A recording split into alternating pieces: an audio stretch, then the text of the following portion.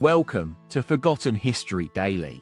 I am William, and tonight we journey into one of history's most fascinating and darkest stories. The United States, a nation built on the principles of freedom and democracy, has been shrouded in secrecy over its own plans for domestic martial law and mass imprisonment. A shocking revelation emerged in 1987, when investigative journalist Daniel Shaw broke the news that the US government had secretly outlined a plan to detain millions of American citizens without charge. According to internal memos, this sinister blueprint was dubbed Rex 84, a codename derived from the Immigration and Nationality Act of 1952, which granted the president sweeping powers to declare. The plan stipulated that the military would be deployed on American soil to round up and intern an estimated 2 million citizens deemed potential threats to national security. It's worth noting at this juncture that these potential threats were not limited to foreign nationals or convicted felons. The document ominously hinted at a broader definition of enemy combatant, encompassing anyone from dissenting journalists to peaceful activists, and even ordinary law-abiding citizens caught up in the most chilling aspect of Rex 84, however, lies in its uncanny resonance with our current times. We see it now, as we witnessed during the recent US government shutdowns and the subsequent declaration of a national emergency, that such extraordinary measures can be swiftly invoked when deemed necessary to preserve public order. Some of you may recall reports surfacing last year, detailing the construction of mass internment camps on Native American reservations. These plans have been met with widespread outrage from human rights groups and advocates for indigenous communities. And yet, eerily reminiscent of Rex 84's blueprint, the government has justified these acts as necessary to address potential security risks. As we delve deeper into this dark chapter in US history, you'll discover how an obscure law passed during the Cold War, coupled with clandestine White House operations, facilitated a culture of paranoia and surveillance. This is the untold story behind Rex 84, a cautionary tale that poses unsettling questions about our own era's propensity for exceptionalism, national security states, and the limits of civil liberties Join me as we unravel this labyrinth narrative, examining key events, government actions, and their implications on American society. The winter of 1984, a time of great uncertainty in the United States. The Reagan administration had been in power for over 4 years, and the chill of the Cold War still lingered in the air. As we delve this forgotten chapter in American history, we find ourselves in the midst of a nation on high alert. We're not in a world of dystopian fiction, but one where the very fabric of democracy was being tested. It's a period when the words national security and patriotism became interchangeable, and dissenting voices were viewed with sua slurion. As we explore the story of Rex 84, we'll find ourselves amidst the bustling streets of Washington, D.C., where government officials were secretly crafting plans to declare martial law. This was no ordinary time. America was on edge, waiting for the other shoe to drop. In the shadows of the nation's capital, a small group of polysapers had been quietly working on a top-secret project, codenamed Rex 84. Unbeknownst to the public, these documents detailed a plan to detain an estimated 2 million American citizens without trial or due process. It was a blueprint for mass imprisonment, hidden from prying eyes and protected by national security classification. We find ourselves in the midst of a time when America's obsession with law and order had reached new heights. The specter of terrorism loomed large, and the federal government was convinced that its citizens needed protection from the perceived threats of the day. As we wander through the streets of downtown DC, the sounds of everyday life echo through the concrete canyons. We hear the chatter of pedestrians, the wail of sirens in the distance, and the rumble of cars on the highway. Amidst this chaos, a sense of unease settled over the nation's capital. In January 1984, President Reagan stood before Congress to deliver his annual State of the Union address. As he began to speak, the weight of national security hung heavy in the air. "We stand tonight at the threshold of a new era," he declared, his voice steady and reassuring. But beneath the surface, a storm was brewing. The seeds of Rex 84 had been sown several years earlier. In the midst of a Cold War that showed no signs of abating, the Immigration and Nationality Act of 1952 provided the foundation for the plan's sinister blueprint. This obscure law granted the president sweeping powers to declare martial law in times of national emergency, paving the way for the draconian measures outlined in Rex 84. As we delve deeper into this forgotten chapter in American history, we'll discover how an obscure law, coupled with clandestine White House operations, facilitated a culture of paranoia and surveillance. We'll find ourselves in a world where ordinary Americans became enemy combatants, subject to arbitrary arrest and detention. The summer of 1983 was one of great social upheaval. The economy teetered on the brink of collapse, and inflation had become a national obsession. Amidst this backdrop of uncertainty, President Reagan deployed his military might in Grenada, citing the need for humanitarian intervention. But beneath the veneer of benevolence lay a more sinister motive. It was during this tumultuous period that the seeds of Rex 84 began to germinate. In secret meetings, high-ranking officials hashed out plans for mass imprisonment, weaving together disparate strands of domestic policy into a sinister tapestry. These are familiar now. FEMA, the Immigration and Naturalization Service, and the Federal Bureau of Investigation. These agencies had been working together on Rex 84 for months, crafting a plan to deploy military units on American soil in times of national emergency. They envisioned a scenario where dissenting voices would be neutralized and the population brought under control through force. It's a vision that still sends shivers down the spine today. In February 1984, investigative journalist Daniel Shaw broke the news about Rex 84, sparking widespread outrage across the nation. The American people were shocked to learn that their government had been secretly planning for mass imprisonment on an unprecedented scale. As we continue our journey through this forgotten chapter in American history, we'll find ourselves amidst a world of rising tensions and social unrest. We'll witness the eerie atmosphere of national emergency, where ordinary Americans are turned into enemy combatants overnight. And we'll explore the darker corners of human nature, where fear, paranoia, and power converge. In this world of 1984, we see echoes of our own time, a nation torn apart by division and discord.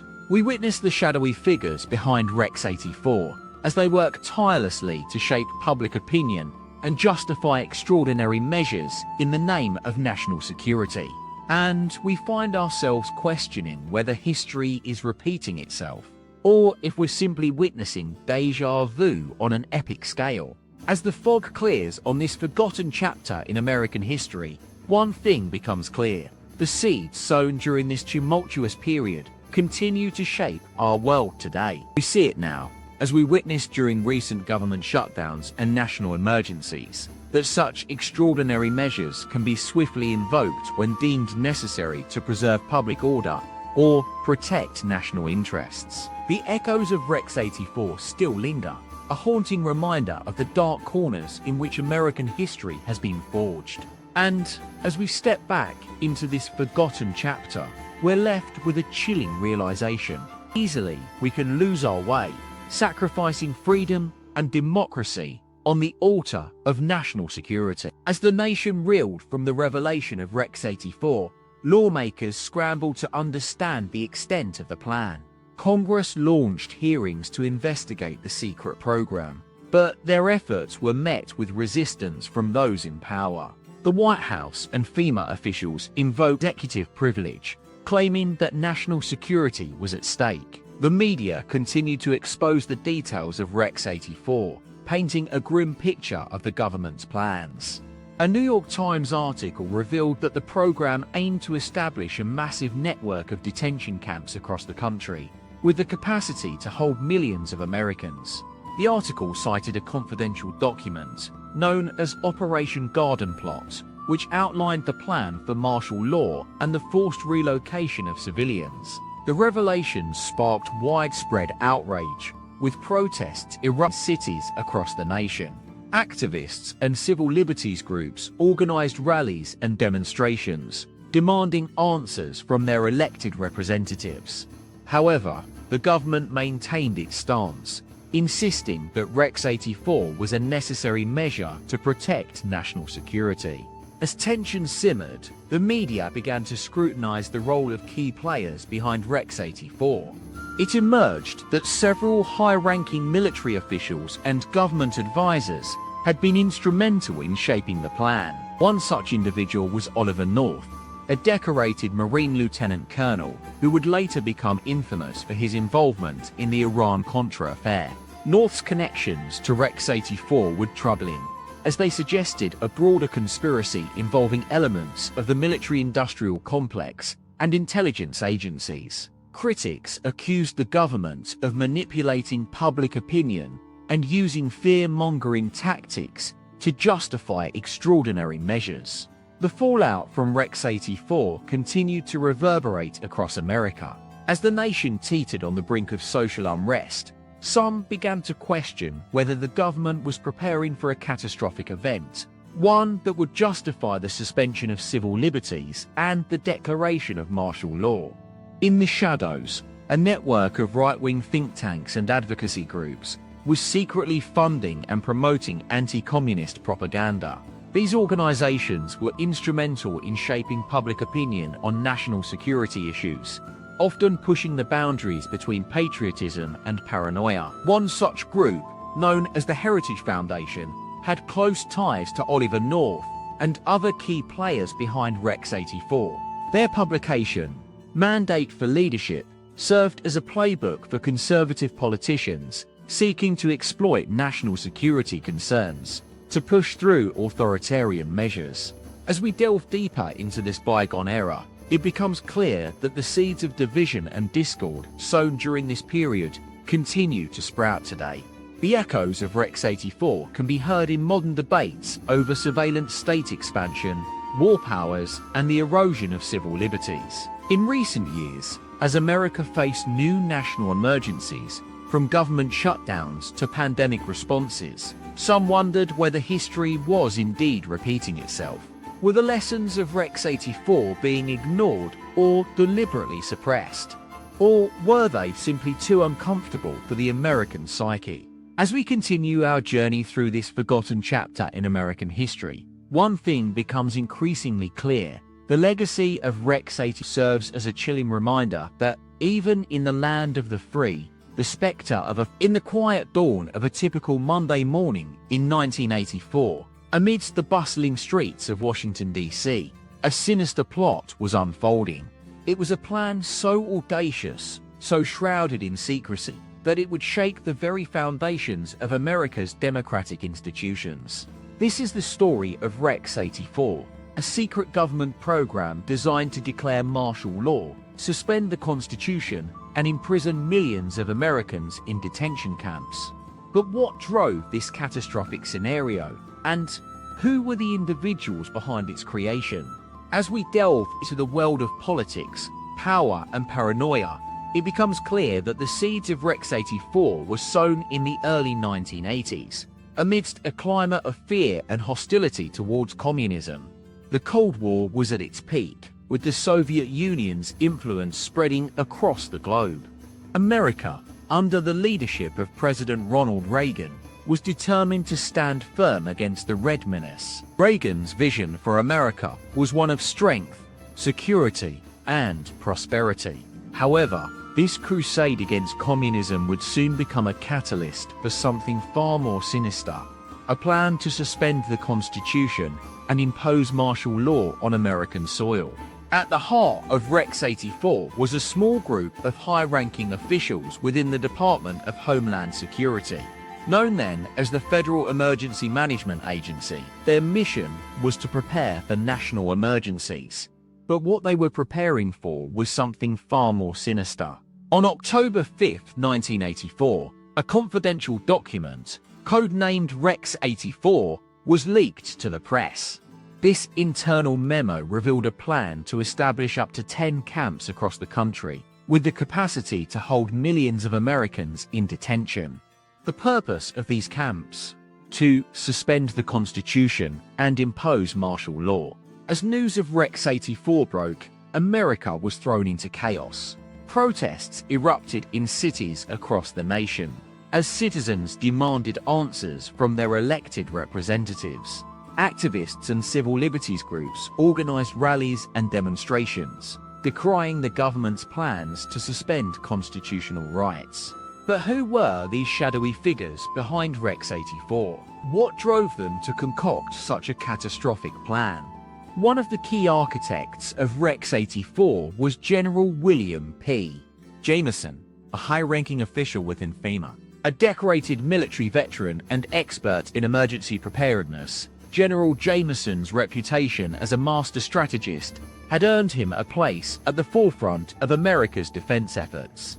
But General Jameson's involvement in Rex 84 would soon come under scrutiny. Critics accused him of being part of a broader conspiracy involving elements of the military-industrial complex and intelligence agencies. As the investigation into Rex 84 gained momentum, it emerged that several other high-ranking officials had been quietly working behind the scenes to advance this sinister agenda. Among them was a man named Oliver North, a decorated Marine lieutenant colonel with close ties to the Reagan administration. A rising star within the national security establishment, Colonel North's expertise in counterintelligence and special operations made him an ideal candidate for shaping America's defense policies. But what drove these individuals to concoct such a catastrophic plan? Was it a genuine concern for national security, or was something more sinister at play? As we continue our journey through this forgotten chapter in American history, one thing becomes increasingly clear. Rex 84 was not just about protecting the nation from external threats. It was about exploiting fear, and at the heart of this conspiracy lay a web of corruption, greed, and betrayal. As we delve deeper into the world of Rex 84, it becomes clear that the individuals behind this sinister plan were driven by a lust for power, not patriotism. But who are these shadowy figures, and what role did they play in shaping the course of history? Our journey takes us from the corridors of power in Washington, D.C., to the detention camps hidden across America's vast expanse. As we explore the human elements behind Rex 84, fear, greed, power, and betrayal, one thing becomes clear. This is a story not just about politics and policy, but about the darker aspect. The question on everyone's lips was, what would happen if these plans were ever put into action? Would America be able to withstand the imposition of martial law, or would it succumb to the forces of authoritarianism? As we continue our exploration of Rex 84, one thing becomes increasingly clear. This is a cautionary tale about the dangers of unchecked power and the importance of protecting democratic institutions. The echoes of Rex 84 still resonate today, as modern America grapples with its own set of national emergencies, from government shutdowns to pandemic responses. Were the lessons of Rex 84 learned, or were they deliberately suppressed? Or are we simply too afraid to confront the darker aspects of our own history? As we navigate this twisted tale of power and corruption, one thing becomes increasingly clear. The story of Rex 84 is not just about a secret government plan. It's about the human cost of unchecked ambition. As we delve deeper into the world of Rex 84, it becomes apparent that the architects of this sinister plan were not content with simply protecting national security. Their true intentions went far beyond the realm of mere defense. They sought to harness the power of fear and paranoia to justify a radical reorganization of American society. At the heart of Rex 84 was the National Emergency Act of 1976, which granted the president sweeping powers to declare martial law in times of crisis. This law, coupled with the Insurrection Act of 1807, effectively gave the government a blank check to suspend the Constitution and rule by decree. The implications were staggering. Under this scenario, millions of Americans could be rounded up and detained without trial or due process. But who were these shadowy figures behind Rex 84? One name keeps popping up in the declassified documents. One name keeps popping up in the declassified documents. One name keeps popping up in the declassified documents. One name keeps popping up in the declassified documents. North was involved in the Iran-Contra scandal, which involved secretly selling arms to Iran and using the funds to support anti-Sandinista rebels in Nicaragua. North's role in Rex 84 is shrouded in mystery, but it's clear that he was part of a broader cabal that sought to exploit national emergencies for personal gain. This group included high-ranking from the military, intelligence agencies, and law enforcement, all united by a shared desire for power and control. As we explore the human element behind Rex 84, it becomes increasingly clear that fear, greed, and ambition played key roles in shaping this sinister plan. We see echoes of these same motivations in modern-day politics, where national emergencies are often exploited to justify unprecedented expansions of government authority. The story of Rex 84 is also intertwined with the rise of FEMA, the Federal Emergency Management Agency. Granted in 1979, FEMA was ostensibly designed to coordinate disaster relief efforts and protect against national emergencies. Behind closed doors, FEMA was transformed into a paramilitary organization, empowered by Rex 84 to detain and intern millions of Americans without due process. As we navigate this twisted tale of power and corruption, it becomes clear that the architects of Rex 84 were driven by a lust for power and control, not a genuine concern for national security.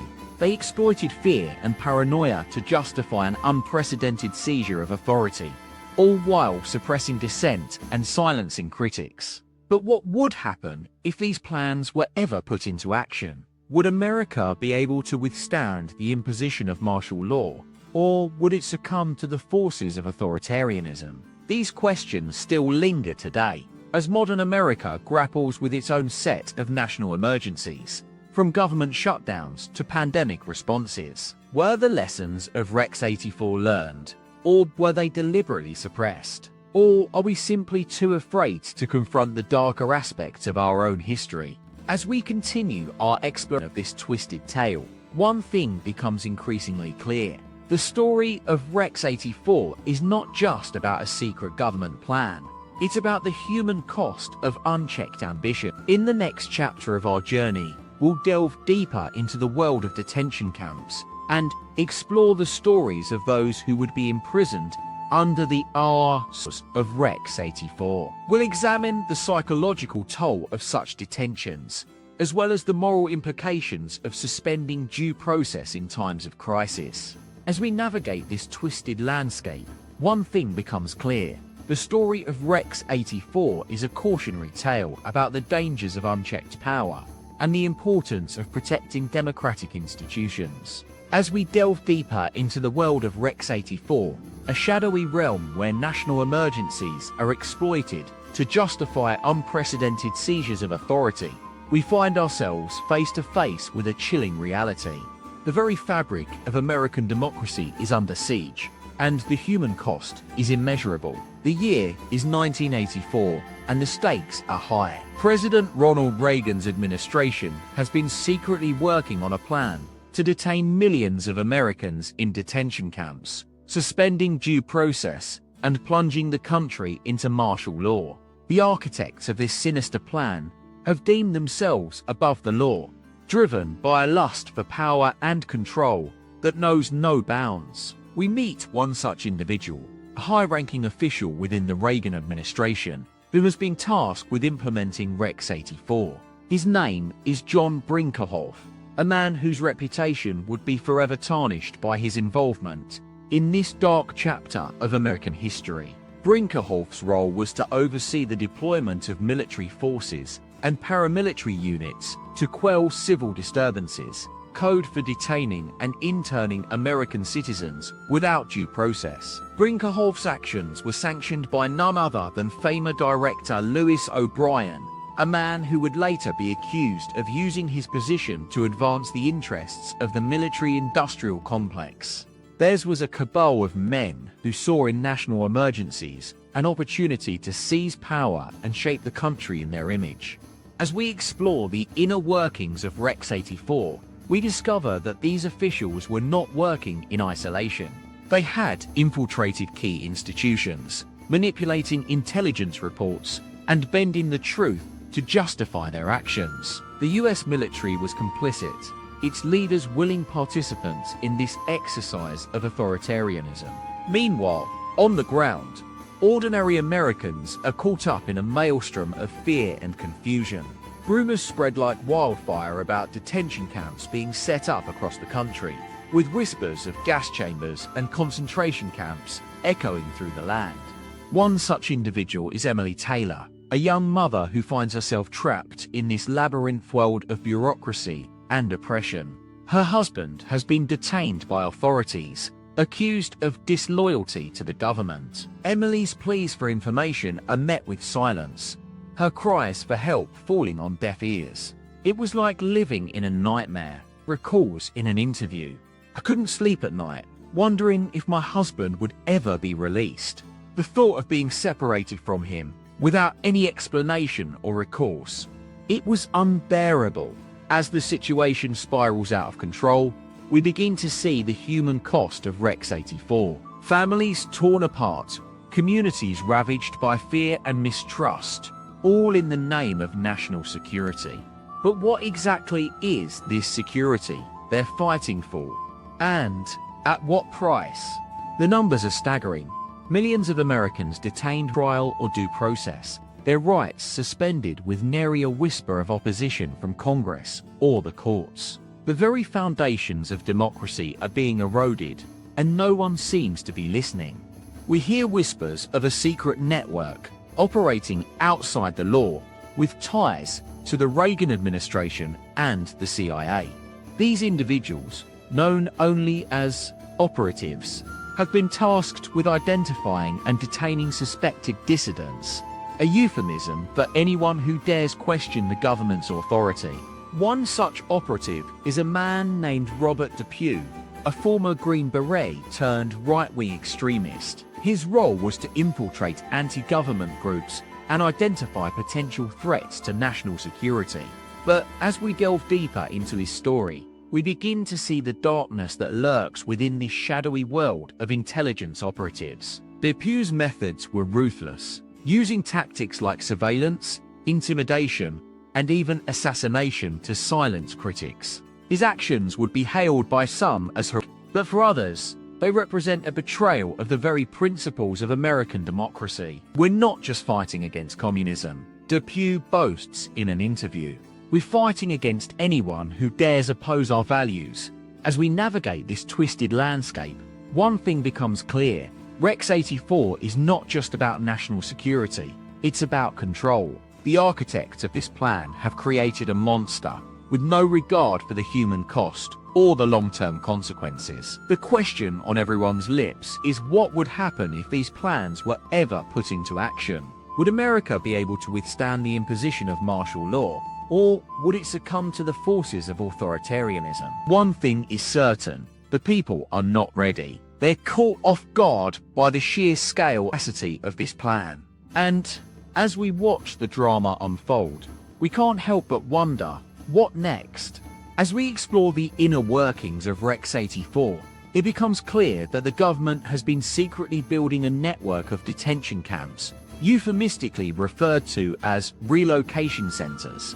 These facilities are designed. The idea is to quarantine anyone deemed a threat to national security, but the definition of this threat is vague at best. Is it dissenters, protesters, or simply those who refuse to conform? The lines blur, and the true intentions of the government are obscured. One such relocation center is located in the small town of Otay Mesa, California.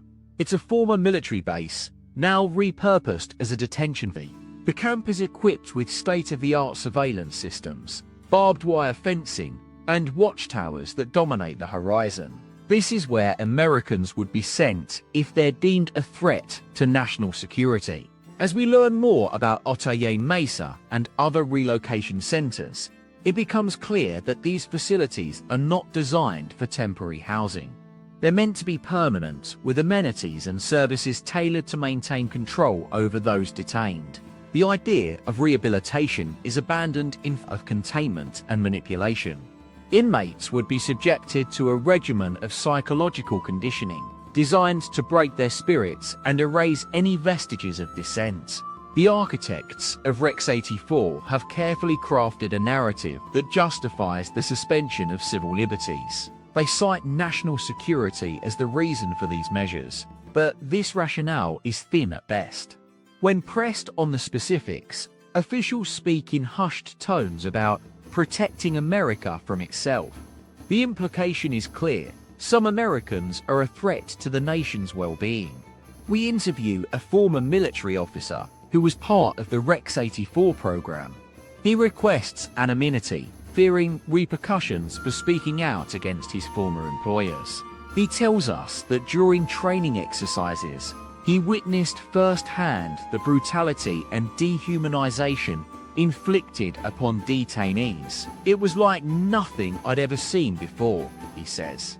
The treatment of these people is inhumane. They're not even allowed to see their families or lawyers.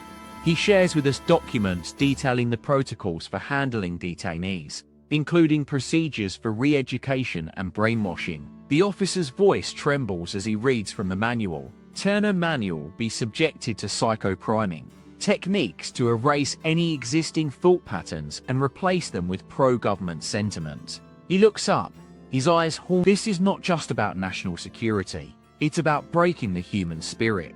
As we continue our investigation, we find that Rex 84 has its roots in a 1970s-era secret program called Operation Garden. This initiative aimed to counter domestic dissent and subversion through covert operations and psychological warfare. The program's architects have been accused of using tactics similar to those employed by authoritarian regimes. Operation Garden Plot was eventually disbanded, but the legacy lives on in Rex 84. The government has taken the most extreme elements of this program, its ruthless tactics and Orwellian overtones, and built upon them. We begin to realize that the threat to national security is not from outside forces, but rather from within. Government determined to consolidate power at any cost. With each new revelation, our understanding of Rex 84 grows more sinister. It's clear now that this plan is not just about controlling dissent. It's about creating a population malleable enough to accept a totalitarian regime without resistance. The implications are dire. If implemented, Rex 84 would be the end of America as we know it, the final nail in the coffin of democratic values. We're left with more questions than answers. Can a free society function under conditions of martial law? How far will Americans tolerate before rising up against this nascent authoritarianism? One thing is certain: we must continue to expose Rex 84 for what it truly is, a threat not just to our freedoms, but to the very fabric of American democracy. The shadow of Rex 84 looms large over America's constitutional framework. As our investigation into the labyrinthine corridors of Rex 84 continues, it becomes increasingly apparent that this the legacy of Operation Garden Plot, which served as the precursor to Rex 84, casts a long and sinister shadow over American history. In 1970, during the tumultuous era of student protests and anti-war demonstrations, the government launched Operation Garden Plot. This clandestine initiative aimed to counter domestic dissent through covert operations and psychological warfare. The program's architects, led by the Department of Defense, worked in tandem with local law enforcement agencies to suppress perceived threats to national security. One of the most disturbing aspects of Operation Garden Plot is its reliance on private sector companies to facilitate its goals. In 1972, the government contracted with a firm called Booz Allen Hamilton, which would later become a major player in the privatization of intelligence gathering and counterterrorism efforts. This private-public partnership raises unsettling questions about the blurring of lines between public and private interests. The seeds of Rex 84 were sown during this period, as officials began to explore the feasibility of deploying military forces within the United States. A classified memo dated August 16, 1972, reveals that the Department of Defense considered using troops to quell domestic unrest,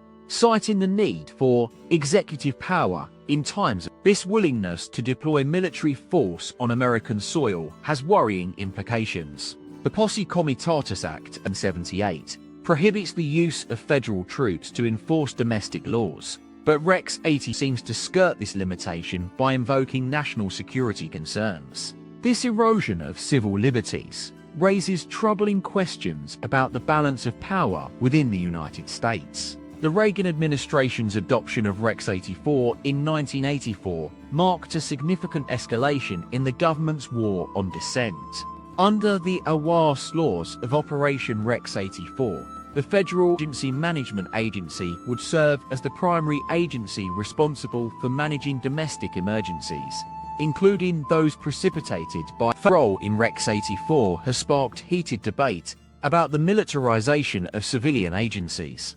Critics argue that this blurs the lines between military and law enforcement functions, setting a disturbing precedent for future crises. The organization's involvement also raises questions about its accountability and transparency. During the Cold War era, the United States government engaged in a frenzy of emergency planning, with various departments and agencies developing elaborate goals for responding to hypothetical catastrophes. These exercises often focused on scenarios involving nuclear war, economic collapse, or civil unrest. One such exercise, known as FEMA's Readiness Exercise 1984, took place just days after the implementation of Rex 84. This drill simulated a nationwide emergency caused by an unspecified threat, allowing FEMA officials to hone their response capabilities and rehearse their roles in the event of a large-scale crisis.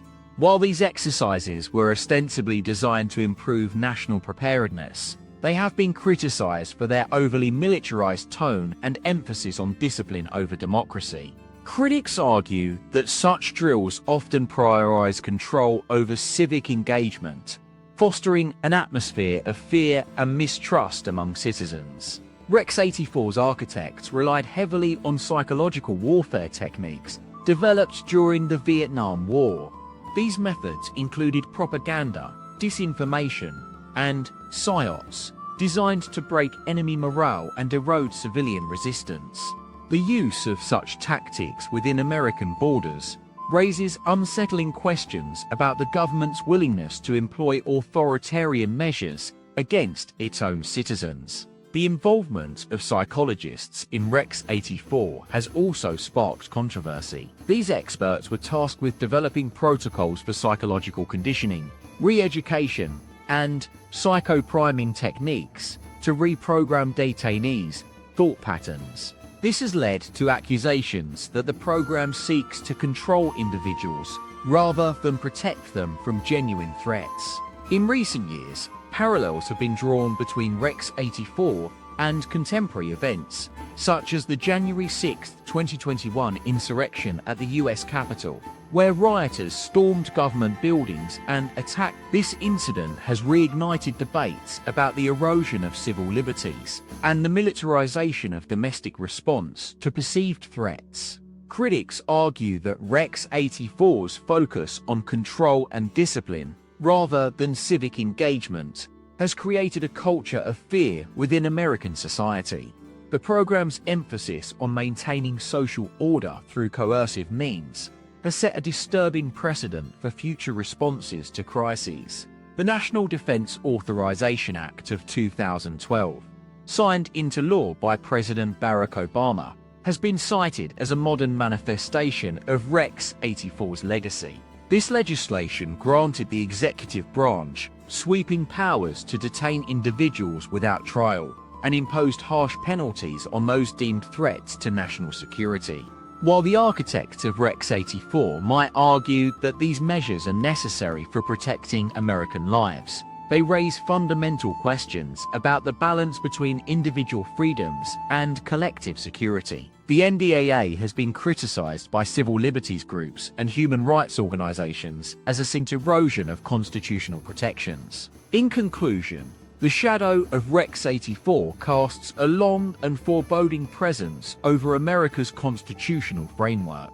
This program's reliance on authoritarian measures to suppress dissent and its willingness to deploy military force within American borders raise fundamental questions about the very nature of democratic governance.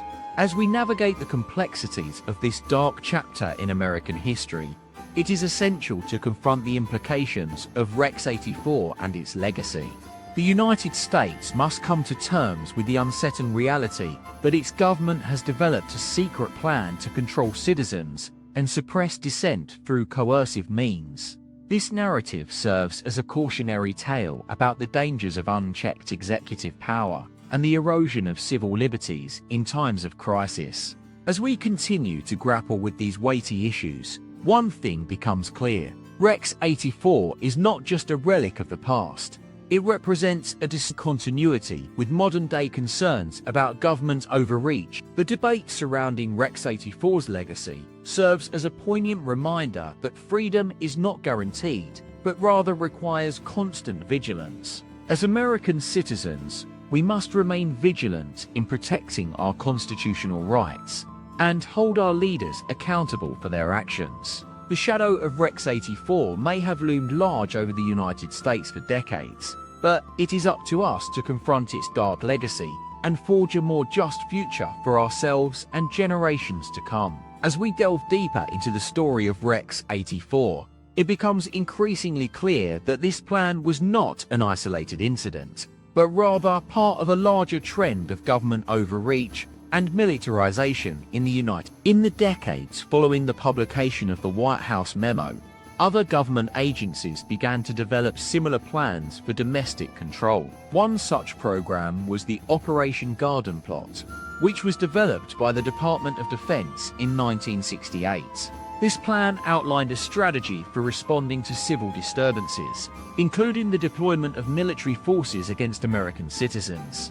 Like Rex 84, Operation Garden Plot was designed to be implemented in times of crisis, and its goals were eerily similar to those outlined in the White House memo. To protect national security by suppressing dissent, the government's reliance on authoritarian measures to control civil unrest continued throughout the 1970s and 1980s. The creation of the Federal Emergency Management Agency in 1979 marked a significant turning point, as it established a new agency responsible for coordinating responses to national emergencies. FEMA was seen as a necessary step towards improving the government's preparedness for disasters, but its broader implications went far beyond disaster relief. Critics argued that FEMA was created with a more sinister purpose, to provide a mechanism for the government to implement martial law and control citizens in times of crisis. The agency's initial budget request included funds for establishing detention camps and purchasing armored personnel carriers, further fueling concerns about the government's intentions. The 1980s also saw the emergence of new technologies that would play a significant role in the development of Rex 84-style plans. The creation of the National Emergency Alert System allowed for the rapid dissemination of messages to the public in times of crisis, while advancements in surveillance technology enabled government agencies to monitor and track individuals. The combination of these factors created an environment in which plans like Rex 84 could flourish. By the late 1980s, the Reagan administration had finalized a new plan for responding to national emergencies, the Continuity of Government program. This initiative aimed to ensure that key government functions would continue uninterrupted in the event of a disaster or other crisis. While COG may have been designed to protect the government's ability to function, critics point out that its implementation would have disastrous consequences for individual freedoms. By allowing the president to assume emergency powers and bypass constitutional checks on authority, COG created a framework for authoritarian rule that has raised concerns about its implications for American democracy. The seeds of Rex 84 had been sown in the preceding decades, but it was during this period that the plan finally began to take shape. As we continue our exploration of this dark chapter in American history, one question remains: how did such a sinister plan come to fruition in the United States? What role did key government officials and agencies play in its development? And what were their motivations for creating a system designed to control citizens and suppress dissent? In the next segment, we'll examine the key players behind Rex 84 and explore the complex web of interests that drove its creation. We'll also delve deeper into the plans themselves, including the proposed detention camps and the mechanisms for implementing martial law. The shadowy plan known as Rex 84 had finally taken shape, and by the late 1980s, it was poised to become a chilling reality. As we delve deeper into this dark chapter in American history, the question remains: what happened next? As the 1980s drew to a close, the Reagan administration was eager to showcase its commitment to national security and law enforcement. In 1988, Attorney General Edwin Meese launched a high-profile task force aimed at combating domestic terrorism, dubbed Operation Garden Plot. The operation's stated goal was to identify potential threats to national security, but critics argued that it was nothing more than a thinly veiled attempt to crack down on dissent. Meanwhile, the seeds of Rex 84 continued to germinate within the corridors of power. In 1989, President George H.W. Bush signed Executive Order Bush signed Declassified 1254, which established procedures for emergency mobilization and provided for the transfer of military personnel. This move marked a significant escalation in the government's authoritarian ambitions. The following year saw the creation of the Emergency Response Network, designed to facilitate communication between federal agencies during national emergencies. ERN was touted as a vital tool for disaster response, but its true purpose remained shrouded in secrecy.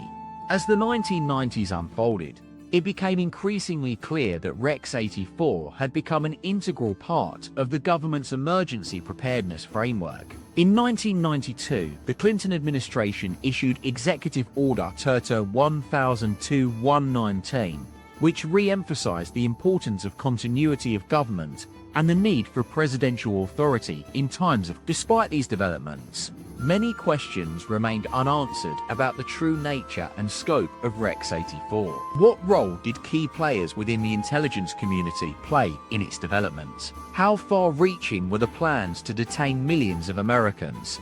And what was the long-term impact on civil liberties? As we navigate this complex web of events, it's essential to consider the broader implications of Rex 84. This sinister plan has left an indelible mark on American history, casting a shadow over the very fabric of democracy. One notable consequence of Rex 84 was its influence on subsequent domestic security policies. In 1996, President Clinton signed the Anti-Terrorism and Effective Death Penalty Act, which granted sweeping powers to law enforcement agencies in combating terrorism. Critics argued that AEDPA marked a significant erosion of civil liberties, as it enabled authorities to detain individuals without due process. Fast forward to the post-9/11 era, and it's clear that the seeds sown by Rex 84 had sprouted into a full-blown surveillance state. The Patriot Act, signed in 2001, expanded executive authority in times of crisis and authorized sweeping data collection on American citizens. Today, we continue to grapple with the aftermath of Rex 84. Its shadowy legacy has led many to question the true intentions of those in power. As we examine the complex web of interests that drove its creation, it's clear that money, power, and trust played significant roles.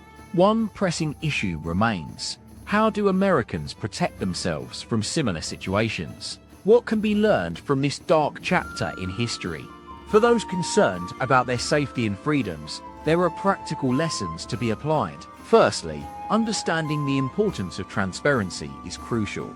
In today's world, where data collection and surveillance have reached unprecedented levels, it's essential to remain vigilant. Secondly, awareness of constitutional rights and liberties is vital. Knowing one's rights, including the Fourth Amendment's protections against unreasonable searches, can empower citizens to demand accountability from their governments. Thirdly, community engagement and activism are essential tools in promoting social change. By staying informed, participating in public discourse, and advocating for individual freedoms, Americans can create a culture of resistance that safeguards democracy. Lastly, recognizing the role of institutions in shaping power dynamics is crucial. As we reflect on Rex 84's shadowy legacy, it becomes clear that government agencies and institutions must be held accountable for their actions. In this regard, recent developments serve as a sobering reminder of the ongoing relevance of Rex 84. The United States' increasingly militarized approach to law enforcement has led many to wonder whether we're witnessing a slow-burning coup, where the rule of law gives way to authoritarian control. It's in these moments that history serves as a warning, and it's up to us to learn from the shadows cast by Rex 84. By doing so, Americans can safeguard their freedoms and build a more informed, vigilant society, one that remains committed to protecting individual rights and liberties in the face of overwhelming power. In conclusion, Rex 84 represents a cautionary tale about the dangers of unchecked authority, the erosion of civil liberties, and the long-term consequences of institutional complacency. As we reflect on this dark chapter in American history, it's essential to distill its lessons into actionable advice for today's citizens. Only by staying vigilant, informed, and engaged can Americans safeguard their freedoms from those who would seek to exploit power for their own gain. The legacy of Rex 84 serves as a stark reminder that democracy requires eternal vigilance, and that the line between safety and freedom is perilously thin indeed. As we delve deeper into the story of Rex 84, it's essential to understand the historical context in which this plan was conceived. The late 1980s and early 1980s were marked by a growing sense of unease among Americans. The Vietnam War had ended, but the nation was still reeling from its effects. The economy was in shambles, with high inflation, unemployment, and social unrest on the rise. Amidst this turmoil, the government began to take steps to address perceived threats to national security. Operation Rex 84, also known as readiness exercises, was one such initiative. Conceived by Lieutenant Colonel Oliver North, a key figure in the Iran-Contra affair, and implemented under President Ronald Reagan's administration, Rex 84 aimed to establish a network of secret These facilities would be used to hold suspected dissidents, social activists, and ordinary citizens deemed a threat to national security. Rex 84 was built on the idea that the government needed a framework for dealing with large-scale emergencies, such as terrorist attacks or civil unrest. However, critics argued that this plan veered into the realm of authoritarianism, allowing the executive branch to unilaterally suspend constitutional rights and impose martial law. By establishing these detention camps, the administration effectively created a shadowy infrastructure for silencing dissenting voices. One of the most chilling aspects of Rex 84 is its reliance on clandestine operations and covert surveillance. According to declassified documents, it involved setting up relocation facilities in major cities, which would be used to detain individuals deemed a threat to national security. These facilities were designed to be self-sufficient, with their own food, water, and medical supplies. The existence of Rex 84 was largely unknown to the public until 1982, when it was mentioned in a hearing before the House Judiciary Committee. The subsequent investigation revealed that the plan had been secretly implemented by FEMA, which would go on to play a central role in several high-profile government operations, including Operation Northwoods and While Rex 84's official status remains unclear, some argue it was merely an exercise, while others claim it was an actual plan. Its impact on American society is undeniable. The plan has been linked to the establishment of numerous black site detention centers around the country, as well as the increased militarization of law enforcement agencies. Fast forwarding to the present day, the spectre of Rex 84 continues to haunt America's collective psyche. With ongoing concerns about government overreach, surveillance, and the erosion of civil liberties, many are left wondering if we're witnessing a repeat of this dark chapter in history. As we explore the lessons of Rex 84, it's essential to acknowledge that this plan represents more than just a historical anomaly. It serves as a cautionary tale about the dangers of unchecked power and the ongoing struggle. In recent years, there has been growing concern over government agencies' use of fusion centers, joint task forces designed to collect intelligence on domestic threats. Critics argue that these centers have become hubs for surveillance and the monitoring of law-abiding, echoing the clandestine operations central to Rex 84. Moreover, the expanding role of the Department of Homeland Security has raised fears about its potential for misuse, from surveillance and censorship to the creation of internment camps. As we confront these ongoing concerns, it's essential to learn from the shadows cast by Rex 84. By examining this dark chapter in American history, we can better understand the dynamics at play between government agencies, institutions, and individual freedoms. In doing so, Americans can safeguard their rights and liberties, even as they navigate the complex landscape of power and accountability. To that end, a closer look at the architect of Rex 84 is revealing.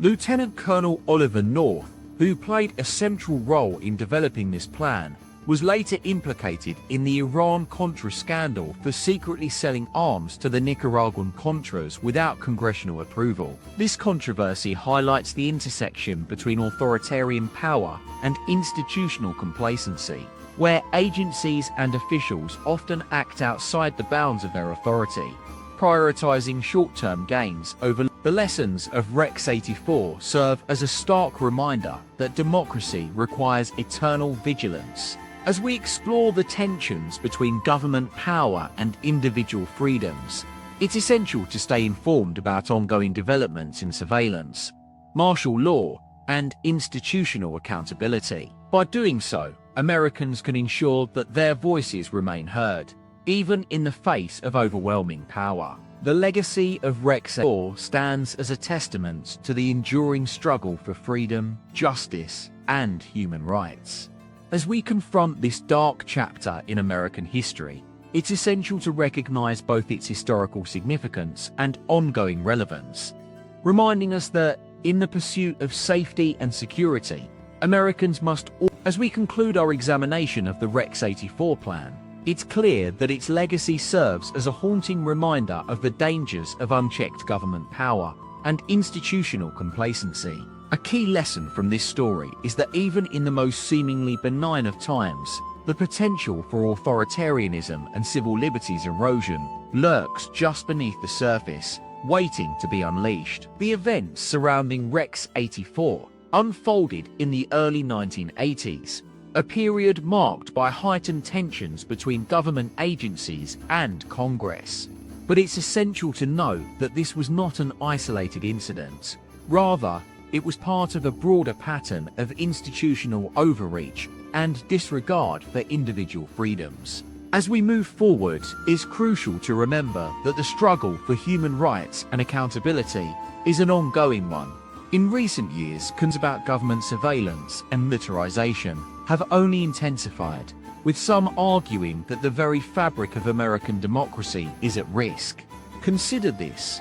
In a world where emergency powers are increasingly invoked and national security measures seem to justify ever-expanding state control, What exactly does it mean to be safe versus being free? Is there not a delicate balance between protecting citizens from harm and safeguarding their fundamental rights? We encourage you to reflect on these questions and share this story with someone who needs to hear its message. Perhaps a loved one who's been affected by government overreach or surveillance, or a fellow citizen who's lost sight of the importance of individual freedoms. If this story opened your eyes, subscribe to Forgotten History Daily. Every week we uncover the stories they don't want you to know. Until next time, stay curious, stay informed, and never stop asking questions.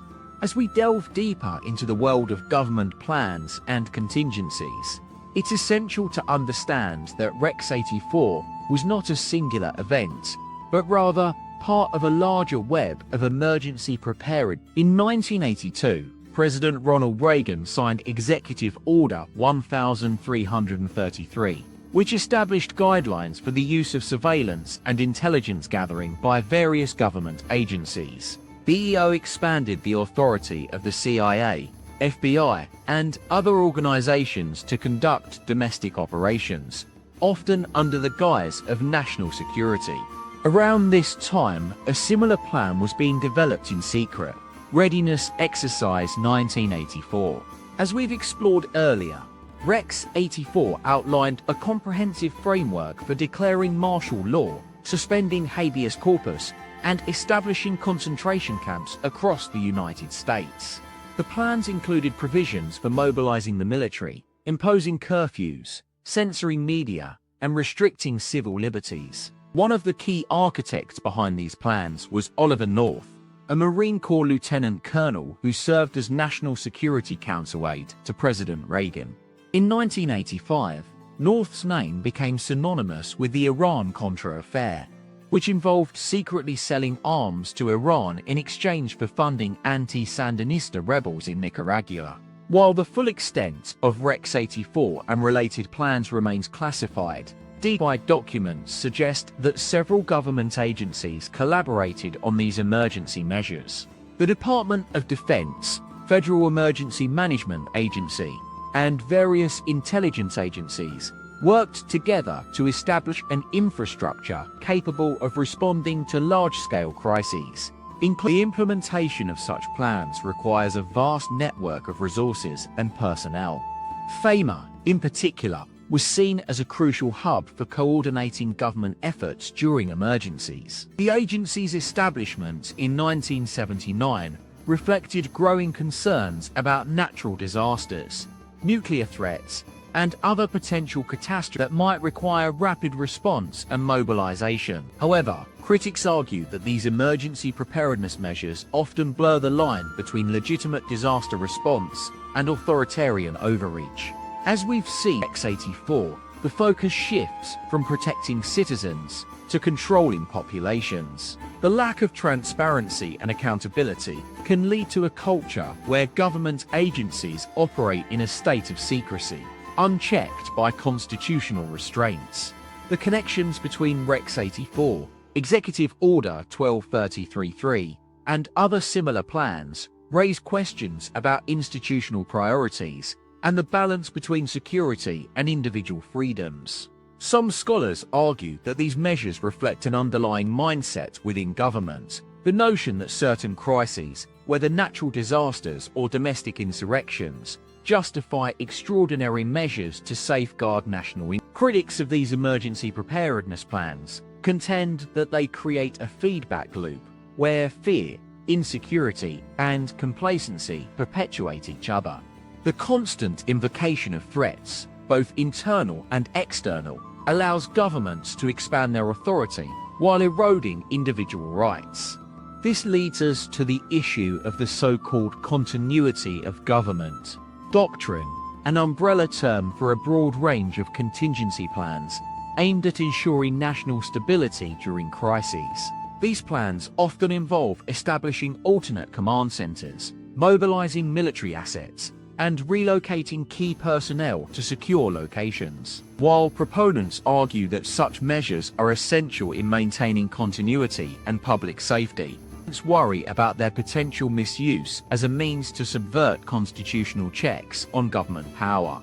As we navigate this complex landscape of emergency preparedness plans, constitutional debates, and surveillance states, it's clear that the legacy of Rex 84 serves as a grim reminder.